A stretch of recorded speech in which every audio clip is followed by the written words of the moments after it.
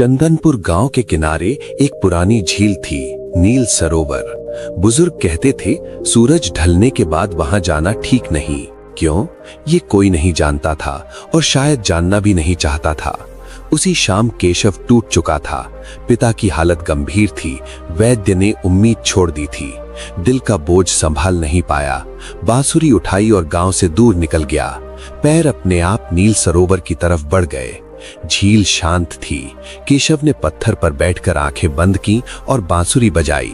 ये धुन खुशी की नहीं थी, ये धुन दर्द की थी। एक ऐसी पुकार जो सीधे आत्मा से निकलती है। तभी कुछ बदला। हवा ठंडी हो गई। फिजा में मोगरे और रात रानी की खुशबू फैल गई। केशव चौंका और आंखें खोली। झील के उस पार एक स्त्री बैठी थी। सफेद वस्त्र, खुले बाल, असाधारण सुंदरता, लेकिन चेहरे पर गहरा दुख। वो रो रही थी। केशव को डर नहीं लगा। उसे लगा जैसे उसका ही दर्द सामने बैठा हो। वो धीरे धीरे उसकी ओर बढ़ा। स्त्री ने आंखें उठाईं। उन आंखों में ऐसा दर्द था मानो सदियों का अकेलापन छुपा हो। केशव ने पूछा, आप कौन है देवी, और इस सुनसान जगह पर अकेले क्यों रो रही हैं? उस स्त्री ने कोई जवाब नहीं दिया, बस केशव की बांसुरी की तरफ देखा। फिर उसने बहुत धीमी, ठनकती हुई आवाज में कहा, तुम्हारी बांसुरी, इसने मुझे जगा दिया। केशव हक्का बक्का रह गया। भाइयों, ये कोई साधारण स्त्री नहीं थी। उसने सफेद रंग के वस्त्र पहन रखे थे। उसके बाल खुले थे और हवा में लहरा रहे थे। वो इतनी सुंदर थी जैसे आसमान से कोई तारा टूटकर जमीन पर आ गिरा हो। लेकिन उसकी सुंदरता में एक बहुत गहरा विषाद था, एक दुख था। वो रो रही थी। जी हाँ, वो अनजान स्त्री केशव की बांसुरी सुनकर रो रही थी। उसके गालों पर आंसू चमक रहे थे। केशव उसे देखकर मंत्रमुग्ध हो गया। उसे डर नहीं लगा, बल्कि उसके दिल में एक अजीब सी कसक उठी। उसे लगा जैसे उस स्त्री का दुख उसका अपना दुख हो। भीगी हुई पलकें उठाकर केशव की तरफ देखा। उसकी आंखों में इतना दर्द था कि केशव का दिल बैठ गया। वो आंखें कह रही थीं कि उन्होंने सदियों का अकेलापन देखा है। केशव ने हिम्मत करके पूछा, आप कौन हैं देवी, और इस सुनसान जगह पर अकेले क्यों रो रही हैं? उस स्त्री ने कोई जवाब नहीं दिया, बस केशव की बांसुरी की तरफ देखा। फिर उसने बहुत धीमी, ठनकती हुई आवाज में कहा, तुम्हारी बांसुरी, इसने मुझे जगा दिया। केशव ने पूछा, जगा दिया? क्या आप सो रही थीं? उसने एक फीकी मुस्कान के साथ कहा, नहीं, मैं सो नहीं रही थी। मैं तो बस इंतजार कर रही थी, एक अरसे से। लेकिन आज तुम्हारी इस धुन ने मेरे पुराने जख्म हरे कर दिए। केशव को समझ नहीं आया कि वो क्या कह रही है। केशव ने कहा, मुझे माफ कर दीजिए, मेरा इरादा आपको दुखी करने का नहीं था। मैं तो बस अपना मन हल्का कर रहा था। उस स्त्री ने अपनी आंसू भरी आंखों से केशव को देखा और बोली, तुम बहुत भोले हो। यहाँ लोग आने से डरते हैं, कहते हैं यहाँ एक साया है, तुम नहीं डरे? केशव ने कहा, डरता तो वो है जिसका कोई खोने वाला हो। मेरे पास तो खोने के लिए बस मेरा अकेलापन है, और आपको देखकर मुझे डर नहीं, अपनापन लग रहा है। अब यहाँ गौर कीजिएगा। केशव ने अनजाने में एक बहुत बड़ी बात कह दी थी, अपनापन। ये शब्द उस स्त्री के दिल में तीर की तरह लगा। शायद बरसों से किसी ने उससे इतनी आत्मीयता से बात नहीं की थी। उस स्त्री ने केशव को सावधान करते हुए कहा, लौट जाओ मुसाफिर, अंधेरा हो रहा है। मेरी परछाई तुम्हें दुख के सिवा कुछ नहीं देगी। मैं वो बदकिस्मत हूँ जिसके पास जो भी आता है वो बर्बाद हो जाता है। ये बात उसने चेतावनी के तौर पर कही थी। लेकिन प्यार कहाँ चेतावनियां सुनता है। केशव के मन में उस अनजान के लिए एक हमदर्दी जाग चुकी थी। केशव ने कहा, मैं नहीं जानता आप कौन हैं, लेकिन किसी को रोता हुआ छोड़कर जाना मेरे संस्कारों में नहीं है। अगर मेरी बांसुरी ने आपको रुलाया है तो मैं वादा करता हूँ, कल मैं फिर आऊंगा और ऐसी धुन बजाऊंगा कि आपके चेहरे पर मुस्कान आ जाए। वो स्त्री चौंक गई। उसने कहा, नहीं, मत आना, ये जगह अभिशप्त है।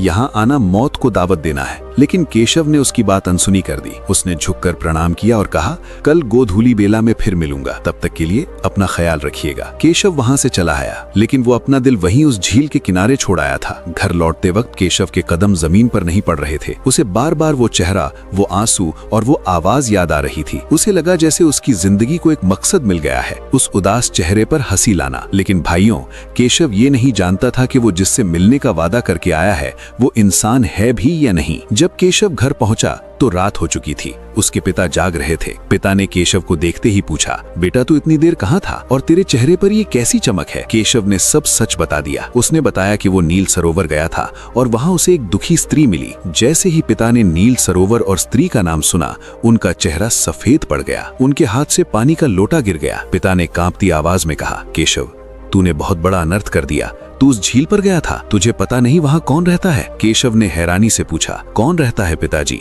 वो तो बहुत भली लग रही थी। पिता ने केशव का हाथ कसकर पकड़ लिया। उनकी आंखों में खौफ था। उन्होंने कहा, बेटा वो कोई साधारण स्त्री नहीं है, वो विशाखा है। आज से 50 साल पहले इसी गांव की एक लड़की थी। उसकी शादी होने वाली थी, लेकिन बारात आने से पहले ही वो इस झील में डूब गई थी। केशव के पैरों तले जमीन खिसक गई। पिता ने आगे बताया, लोग कहते हैं कि उसकी आत्मा आज भी अपने दूल्हे का इंतजार कर रही है। वो भटकती रहती है। जो भी मर्द उस झील के पास जाता है और उसकी आवाज सुन लेता है, वो कभी वापस अपनी दुनिया में नहीं लौट पाता। वो धीरे धीरे उसी का होकर रह जाता है और अंत में अपनी जान दे देता है। पिताजी ने हाथ जोड़कर कहा, बेटा कसम खा, तू अब वहां नहीं जाएगा। वो तुझे अपने साथ ले जाएगी। वो प्रेम नहीं, वो छलावा है। अब केशव धर्म संकट में फंस गया। एक तरफ उसके पिता की कसम थी, उनकी जान का डर था। दूसरी तरफ उस स्त्री विशाखा की वो दर्द भरी आंखें थीं। केशव ने सोचा, अगर वो आत्मा है तो उसे शांति क्यों नहीं मिली? अगर वो बुरी होती तो उसने मुझे मारा क्यों नहीं? उसने तो मुझे वहां से जाने के लिए कहा था। जो दूसरों का भला सोचे वो बुरा कैसे हो सकता है? केशव को पूरी रात नींद नहीं आई। उसे वो वादा याद आ रहा था, मैं कल फिर आऊंगा। उसे लगा कि अगर वो नहीं गया तो उस आत्मा का भरोसा फिर से टूट जाएगा। वो फिर से सदियों के लिए अकेली हो जाएगी। और यहीं केशव ने दिल की सुनने का फैसला किया। उसने सोचा, चाहे वो इंसान हो या रूर, उसे प्यार की जरूरत है, उसे मुक्ति की जरूरत है। अगली शाम केशव ने अपनी बांसुरी उठाई। उसने पिता से झूठ बोला कि वो मंदिर जा रहा है, लेकिन उसके कदम फिर उसी नील सरोवर की तरफ बढ़ गए। जब वो वहां पहुंचा तो वो स्त्री वहीं बैठी थी, उसी पत्थर पर, जैसे वो वहीं जमकर उसका इंतजार कर रही हो। केशव को देखते ही उसकी आंखों में एक अजीब सी चमक आ गई, जैसे अंधेरे में दिया जल गया हो। उसने कहा, तुम आ गए, मैंने मना किया था ना? केशव मुस्कुराया।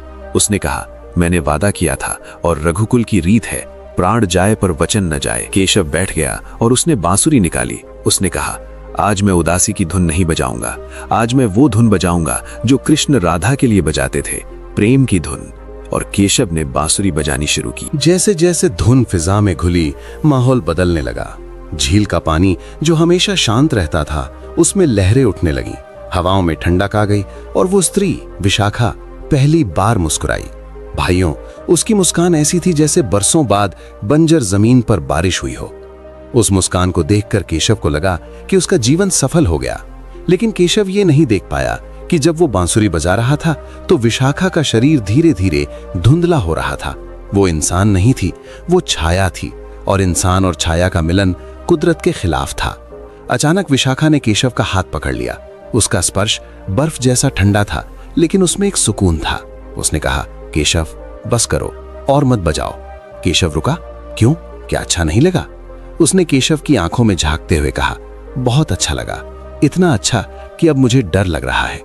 किस बात का डर? केशव ने पूछा। उसने कहा, मुझे डर है कि कहीं मुझे तुमसे मोह न हो जाए, क्योंकि मैं एक श्राप हूं केशव।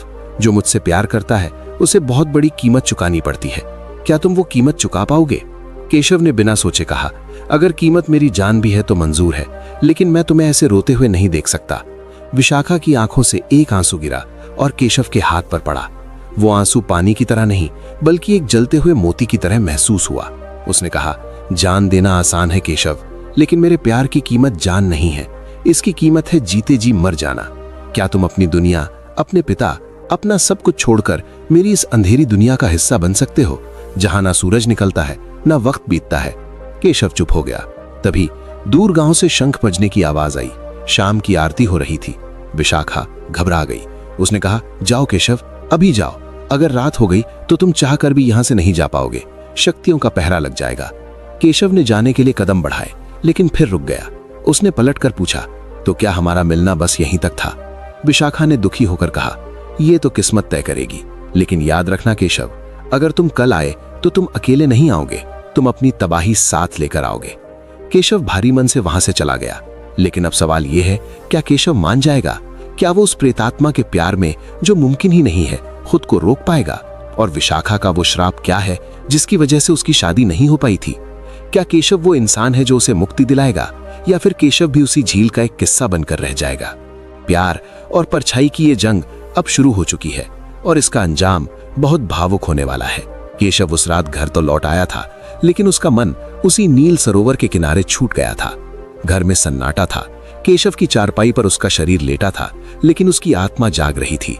उसकी आंखों के सामने बार बार विशाखा का वो धुंधला चेहरा आ रहा था। उसके कानों में वो शब्द गूंज रहे थे, मेरी दुनिया में सूरज नहीं निकलता। केशव सोच रहा था, आखिर विशाखा की सजा क्या है? वो क्यों फंसी है इस अधर में? अगली सुबह केशव ने एक फैसला कर लिया। वो डरेगा नहीं, वो सच जानेगा। दिन भर केशव ने जंगल में काम किया, लेकिन उसका ध्यान काम में नहीं था। वो बस सूरज ढलने का इंतजार कर रहा था। जैसे ही शाम की लाली आसमान पर छाई, केशव के कदम अपने आप झील की तरफ चल पड़े। आज केशव अपनी बांसुरी के साथ साथ जंगल से कुछ ताजे फूल भी चुनकर ले गया था। सफेद फूल जो शांति और कफन दोनों के काम आते हैं। जब वो झील किनारे पहुंचा तो विशाखा पहले से वहां मौजूद थी। आज वो पत्थर पर बैठी नहीं थी, बल्कि पानी के ऊपर खड़ी थी। जी हाँ, उसके पैर पानी की सतह पर थे, लेकिन वो डूब नहीं रही थी। ये दृश्य देखकर किसी का भी कलेजा कांप जाए, लेकिन केशव को उसमें भी दिव्यता दिखाई दी। केशव को देखते ही विशाखा किनारे पर आई। केशव ने वो फूल उसके कदमों में रख दिए। विशाखा ने हैरानी से पूछा, ये क्या है? केशव, तुम फिर आ गए? तुम अपनी जान के दुश्मन क्यों बने हो? केशव ने उसकी आंखों में देखते हुए कहा, क्योंकि मुझे अपनी जान से ज्यादा तुम्हारी मुक्ति प्यारी है। विशाखा, मुझे सच बताओ, तुम यहाँ क्यों कैद हो? तुम्हारी शादी अधूरी क्यों रह गई थी? विशाखा की आंखों में गहरा दर्द तैर गया। हवाएं अचानक तेज हो गईं, जैसे प्रकृति भी उस पुराने दर्द को याद करके सिहर उठी हो। विशाखा ने अपनी कहानी सुनानी शुरू की। 50 साल पहले इसी दिन मेरे शादी होने वाली थी। मैं लाल जोड़े में सजी बैठी थी, बारात आ रही थी, लेकिन गांव का जमींदार जिसकी नजर मुझ पर थी, उसने मेरे दूल्हे की गाड़ी पर हमला करवा दिया। उसने मेरे होने वाले पति को मार डाला। विशाखा की आवाज कांप रही थी। केशव की मुट्ठी गुस्से से भिज गई। विशाखा ने आगे कहा, वो जालिम जमींदार मुझे उठाने के लिए डोली लेकर मेरे घर आ पहुंचा। अपनी इज्जत बचाने के लिए मैं पिछले दरवाजे से भागी। भागते भागते मैं इसी झील के किनारे आई। मेरे पास कोई रास्ता नहीं था। मैंने इसी झील में कूदकर अपनी जान दे दी। केशव की आंखें भर आईं। उसने पूछा, तो तुम अब तक यहाँ क्यों हो? मरने के बाद तो आत्मा मुक्त हो जाती है। विशाखा ने रोते हुए कहा, क्योंकि मेरी एक इच्छा अधूरी रह गई केशव। मैं सुहागन बनना चाहती थी। मैंने कसम खाई थी कि मैं किसी की पत्नी बनकर ही इस दुनिया से जाऊंगी। उस अधूरे वचन ने मुझे यहाँ बांध रखा है। मैं ना इस पार की हूँ ना उस पार की। मैं बस इंतजार कर रही हूँ एक ऐसे इंसान का जो मुझे अपना सके। लेकिन जो मुझे अपनाएगा उसे अपनी जिंदगी देनी होगी। अब ध्यान दीजिए भाइयों, ये बात बहुत गहरी है। विशाखा को मुक्ति तब मिलेगी जब उसकी अधूरी शादी पूरी होगी। लेकिन एक आत्मा से शादी करने का मतलब है मौत को गले लगाना। केशव ने एक पल के लिए सोचा। उसने अपने बीमार पिता के बारे में सोचा, अपने अधूरे सपनों के बारे में सोचा, और फिर उसने विशाखा के उस तड़पते हुए चेहरे को देखा जो 50 साल से रो रहा था। प्रेम में त्याग सबसे बड़ा होता है, केशव ने तय कर लिया। केशव ने एक कदम आगे बढ़ाया और कहा, अगर मेरी जान देकर तुम्हें शांति मिलती है विशाखा, तो ये सौदा मुझे मंजूर है। मैं पूरा करूंगा तुम्हारा अधूरा वचन। विशाखा सन्न रह गई। वो पीछे हटी। नहीं केशव, तुम पागल हो गए हो। तुम जीते जागते इंसान हो। तुम्हारे पिता हैं, तुम्हारी दुनिया है। मेरे लिए तुम अपनी जिंदगी बर्बाद नहीं कर सकते। केशव ने जिद पकड़ ली।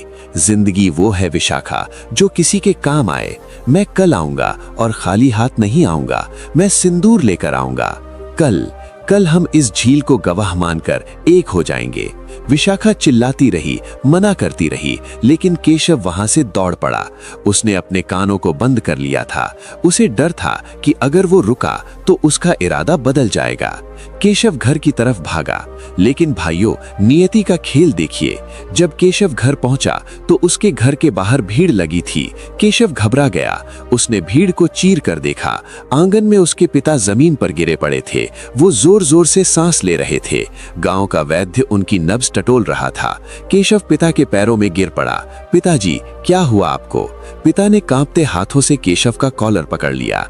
उनकी आंखों में गुस्सा और डर दोनों था। उन्होंने कहा, केशव, मुझे सब पता चल गया है। वैद्य जी ने बताया कि मेरे शरीर में जो ये बीमारी है ये तेरी वजह से है। तू शमशान की हवा घर लेकर आ रहा है। तू उस चुड़ैल से मिल रहा है ना? केशव रोने लगा। पिताजी, वो चुड़ैल नहीं है, वो बहुत दुखी है। मैं उसे मुक्ति दिलाना चाहता हूँ। पिता ने जोर से केशव को थप्पड़ मारा। मूर्ख, तू उसे मुक्ति दिलाने के चक्कर में मुझे मार डालेगा। अगर तूने उस प्रेत से रिश्ता जोड़ा तो मेरा वंश खत्म हो जाएगा। मुझे वचन दे कि तू आज के बाद वहां नहीं जाएगा। केशव धर्म संकट में फंस गया। एक तरफ वो प्रेमिका जिसे उसने कल सिंदूर पहनाने का वादा किया था, दूसरी तरफ वो पिता जिसने उसे जन्म दिया और पाल पोस कर बड़ा किया। केशव ने कोई जवाब नहीं दिया। वो चुपचाप अपने कमरे में चला गया और दरवाजा बंद कर लिया। पूरी रात केशव जागता रहा। बाहर उसके पिता पहरा दे रहे थे। अगली सुबह हुई। ये अमावस की सुबह थी। अमावस की रात रूहों की रात होती है। आज की रात अगर केशव ने विशाखा की मांग भर दी तो वो हमेशा के लिए उसकी हो जाएगी। लेकिन अगर आज वो नहीं गया तो विशाखा का दिल फिर से टूट जाएगा और वो शायद क्रोध में आकर विनाश कर दे। शाम होने लगी। पिता को लगा कि केशव मान गया है। वो थोड़े निश्चिंत होकर खाट पर लेट गए और उनकी आंख लग गई। यही वो मौका था।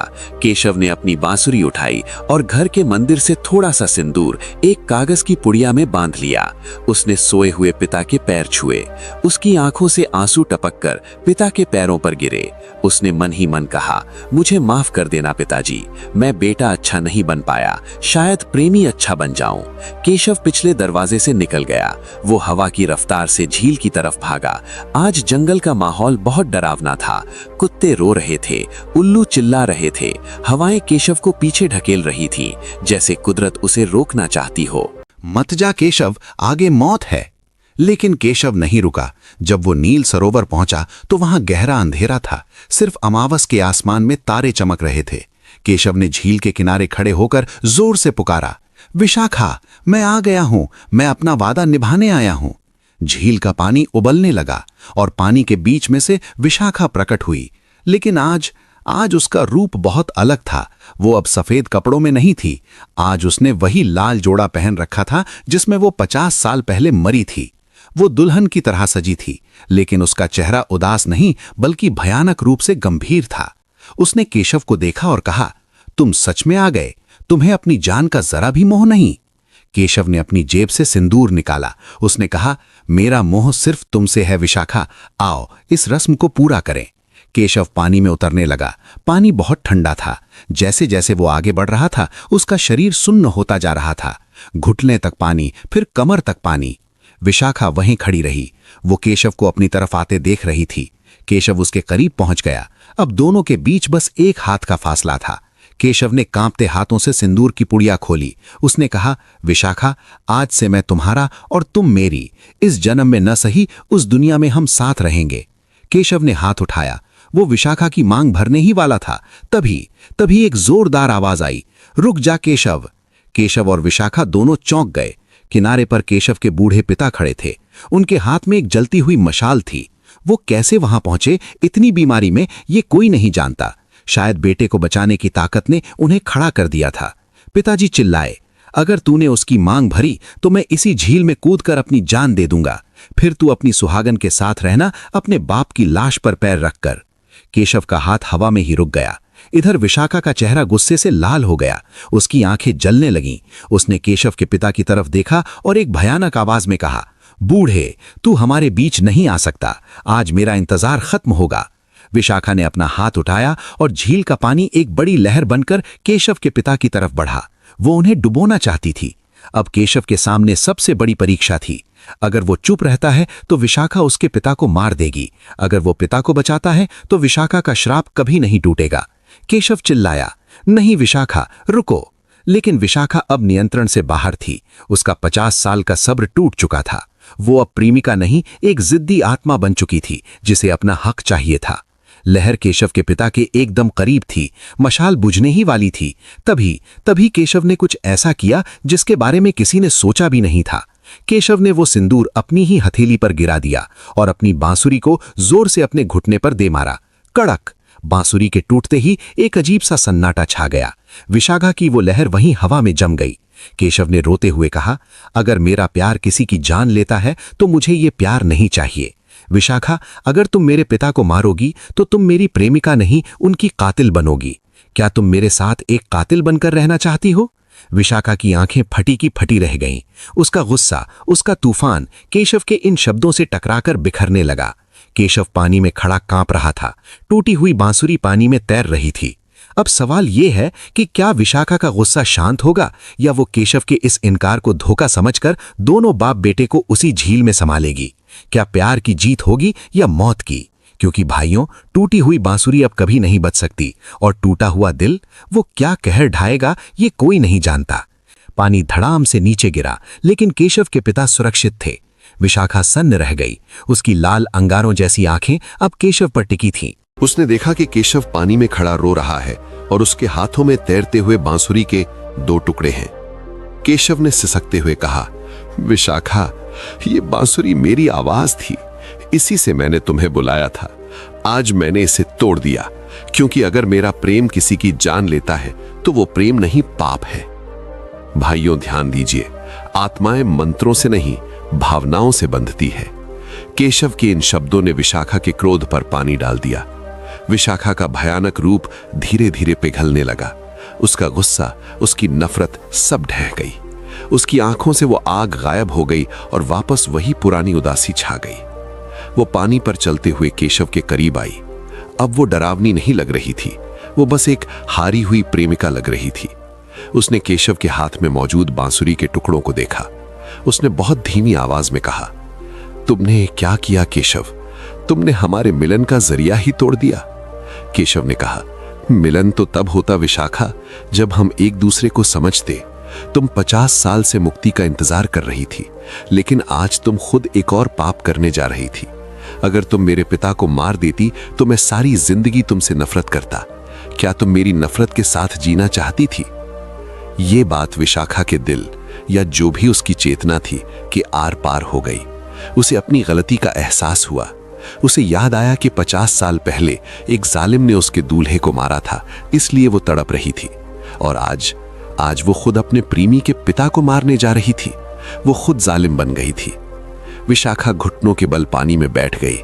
वो पानी में डूबी नहीं, बस सतह पर बैठ गई। उसने अपना चेहरा हाथों में छिपा लिया और फूट फूट कर रोने लगी। उसका रोना वो किसी डरावनी चुड़ैल का रोना नहीं था, वो एक पछतावे से भरी हुई लड़की का रोना था। केशव ने आगे बढ़कर अपना हाथ उसकी तरफ बढ़ाया। केशव ने कहा, विशाखा, रो मत, अभी भी देर नहीं हुई है। देखो, मेरे हाथों में अभी भी सिंदूर है। अगर तुम्हारी जिद यही है तो लो, मैं तैयार हूं, लेकिन याद रखना, तुम एक लाश से शादी करोगी, क्योंकि मेरे पिता के मरने के बाद मेरा ज़मीर भी मर जाएगा। केशव ने अपनी मुट्ठी खोली, उसमें लाल सिंदूर चमक रहा था। विशाखा ने ऊपर देखा। उसने उस सिंदूर को देखा जिसके लिए वो 50 साल से तड़प रही थी। उसकी मुक्ति का सामान उसके सामने था, बस उसे केशव का हाथ पकड़ना था और उसे हमेशा के लिए अपना बनाना था। लेकिन यहीं पर प्रेम की असली परीक्षा हुई। कहते हैं ना, प्रेम का मतलब पाना नहीं, खोना होता है। विशाखा खड़ी हो गई। उसने केशव के हाथ को अपने दोनों हाथों से थाम लिया। उसका स्पर्श अब ठंडा नहीं था, उसमें एक अजीब सी गर्माहट आ गई थी। विशाखा ने मुस्कुराते हुए और आंखों में आंसू लिए हुए कहा, नहीं केशव, अब मुझे ये सिंदूर नहीं चाहिए। केशव हैरान रह गया, क्या? लेकिन तुम्हारी मुक्ति, तुम्हारा इंतजार? विशाखा ने कहा, मेरी मुक्ति इसमें नहीं है कि मैं तुम्हें छीन लूं। मेरी असली मुक्ति इसमें है कि मैं तुम्हें जीने दूं। आज तुमने मुझे सिखा दिया कि प्रेम का मतलब स्वार्थ नहीं, त्याग है। अगर मैं तुम्हें अपने साथ ले गई तो हमारा प्यार अमर नहीं, कलंकित हो जाएगा। विशाखा ने केशव की हथेली, जिसमें सिंदूर था, उसे धीरे से बंद कर दिया। उसने कहा, जाओ केशव, लौट जाओ अपनी दुनिया में। तुम्हारे पिता तुम्हारा इंतजार कर रहे हैं, तुम्हारा जीवन अभी बाकी है। केशव का गला भर आया, और तुम फिर से अकेली रह जाओगी। विशाखा ने आसमान की तरफ देखा, जहां अब भोर का तारा यानी सुबह होने का संकेत चमकने लगा था। उसने कहा, नहीं, अब मैं अकेली नहीं रहूंगी। अब मेरे पास तुम्हारी यादें हैं, तुम्हारी वो धुन है जो हमेशा मेरे साथ रहेगी। मेरा श्राप टूट गया केशव। सिंदूर से नहीं, तुम्हारे त्याग से टूट गया। जैसे ही उसने ये कहा, उसका शरीर प्रकाश में बदलने लगा। उसके लाल कपड़े सफेद रोशनी में घुलने लगे। केशव चिल्लाया, विशाखा। विशाखा ने जाते जाते आखिरी बार कहा, वादा करो केशव, तुम खुश रहोगे, तुम जियोगे, मेरे हिस्से की जिंदगी भी तुम ही जियोगे। केशव ने रोते हुए सिर हिलाया, मैं वादा करता हूं। और देखते ही देखते विशाखा हवा के एक झोंके की तरह बिखर गई। वहां झील पर न कोई आत्मा थी, न कोई डर, बस सुबह की ठंडी हवा थी और पानी की लहरें थीं। और पानी में बहता हुआ केशव के हाथ से गिरा वो लाल सिंदूर, जो धीरे धीरे झील के पानी में घुल गया, मानो उस झील ने खुद अपनी मांग भर ली हो। केशव भारी कदमों से किनारे की तरफ मुड़ा। किनारे पर उसके पिता मशाल फेंके जमीन पर बैठे थे। वो ये सब देख रहे थे। उन्हें अपनी आंखों पर यकीन नहीं हो रहा था कि एक आत्मा ने उनके बेटे को छोड़ दिया। केशव पानी से बाहर निकला।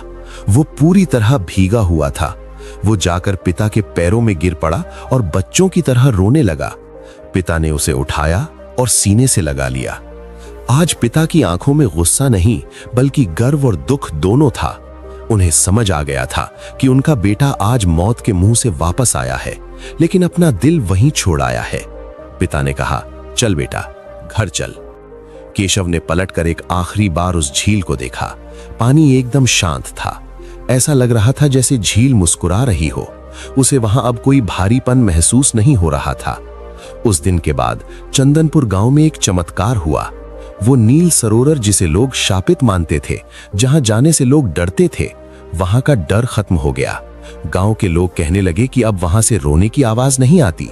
उल्टा कुछ लोग कहते थे कि पूर्णिमा की रात को जब हवा चलती है तो झील के पानी से हल्की हल्की बांसुरी की आवाज सुनाई देती है। केशव का क्या हुआ? केशव ने अपना वादा निभाया। वो जिया। उसने अपने पिता की खूब सेवा की। लेकिन केशव ने कभी शादी नहीं की। गांव वाले उसे बहुत समझाते, अरे केशव, अब तो शादी कर ले। लेकिन केशव बस मुस्कुरा देता और कहता, मेरी शादी तो हो चुकी है, मेरा वचन तो पूरा हो चुका है। केशव ने फिर कभी बांसुरी नहीं बजाई। उसने वो टूटी हुई बांसुरी अपने घर के मंदिर में रख दी थी। भाइयों, ये कहानी हमें सिखाती है कि सच्चा प्यार वो नहीं जो हासिल करे, सच्चा प्यार वो है जो आजाद करे। केशव ने विशाखा को मुक्ति दी और विशाखा ने केशव को जीवन दिया। यही है प्रेम की असली परिभाषा। तो अगली बार जब आप किसी शांत झील के किनारे बैठें और हवा में कोई मीठी धुन सुनाई दे, तो डरिएगा मत। हो सकता है दो रूहें अपना अधूरा गीत पूरा कर रही हों। यदि आपको ये वीडियो पसंद आया हो तो कृपया इसे लाइक करें और चैनल को सब्सक्राइब करना ना भूलें।